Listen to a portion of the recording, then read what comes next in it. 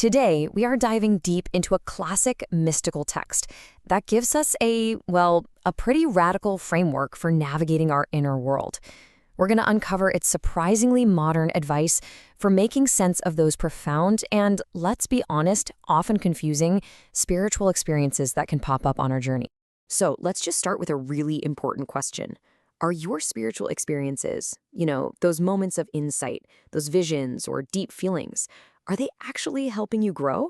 Or could they be getting in your way? I know it sounds like a weird question, but the text we're looking at today suggests that how we handle these experiences is, everything. Our guide on this journey has a specific name for these profound inner events. It calls them apprehensions. Now, these could be anything: visions, voices, really powerful spiritual feelings. And yeah, while they can feel like a direct line to the divine, they can also be a source of some serious confusion, pulling us in directions we might not be ready for. So check this out. This slide really breaks down our natural instinct versus what this text calls a more profitable path. When we have one of these powerful experiences, what's our first reaction? We try to analyze it, right? We want to understand every little detail and maybe, just maybe, figure out how to make it happen again. But our source text literally calls that drudgery and waste of time. Instead, it says to take a passive approach. Just receive it. Don't dissect it. And the result? A deep spiritual peace. Okay, so this leads us to the absolute core teaching of this text. And it's a truly counterintuitive command that honestly goes against everything our modern problem-solving brains tell us we should be doing. And here it is. The text draws a really sharp line in the sand. God's work in the soul, it's passive and supernatural. Our own work, all our thinking, our analyzing, our striving, that's active and natural. And here's the kicker. Our natural activity can actually get in the way of, or as the text puts it, extinguish, the deeper spiritual work that's trying to unfold. Think of it this way. Trying to fully wrap your head around a divine experience with our limited human intellect, it's like trying to catch the entire ocean in a tiny teacup. It's not the right tool for the job. Our very effort to contain it and control it is what stops us from truly receiving it in the first place. So what are we supposed to do then? Well, the text actually lays out 3 clear steps. First, be passive. Don't immediately jump to analyze what just happened. Second, withhold your efforts. Don't try to force that feeling to come back. And third, behave negatively. Now that sounds bad, but it doesn't mean be a pessimist. It means to simply stop acting, to get out of your own way and just allow the spirit to be moved without you trying to manage the whole thing. Okay, I know what you're thinking. If we're just supposed to be passively receiving all this stuff, how in the world do we know if these experiences are even trustworthy? This raises a huge question. How do we tell the good from the bad or the divine from, just our own daydreaming? This is the million-dollar question, isn't it? If you have some powerful vision or this overwhelming feeling, how can you figure out where it's coming from? Is it genuinely from God?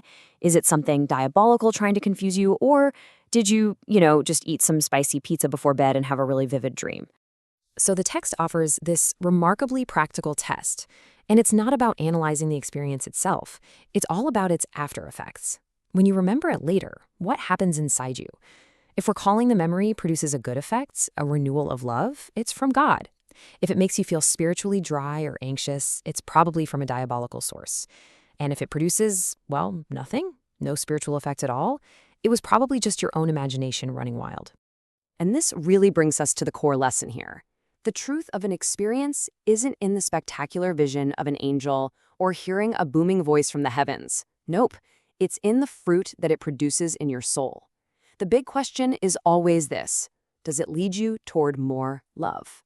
If the answer is yes, then cherish that love and let the wild details of the vision just fade away. Now, this whole principle of emptying doesn't just apply to visions and voices. The text actually expands this idea to 2 other core parts of our soul, our memory and our will.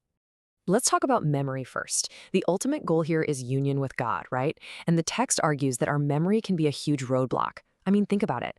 Our minds are constantly replaying stuff. We cling to past spiritual highs, trying to recreate them, or we're haunted by old wounds. All this just clutters up our inner space. The text advises living in an emptiness of everything memorable. This isn't about getting amnesia, it's about non-attachment. It's kind of like a radical form of mindfulness. By letting go of our grip on the past, we stop letting what has happened define us, and we open ourselves up to what is happening right now. And that creates the space for a pure kind of hope, a hope not based on past proof, but on present possibility. So next up is the will. The text basically presents the will as the CEO of your soul. Imagine all your desires, your brain power, your emotional passions. That's your workforce. And the will is the director that gives this whole inner company its purpose and its focus. When your will is aligned with a higher purpose, all that energy gets channeled in a good way. But when the will is weak or it's pointing in a dozen different directions at once, that same energy just becomes chaos. It gets scattered, weakened, and ultimately wasted. So mastering the will is really about giving your entire inner world a single, clear direction. This brings us to the final and maybe the most practical application of all this wisdom: getting a handle on our core emotions, what this text calls the four passions. So, how many of these core human passions are we talking about?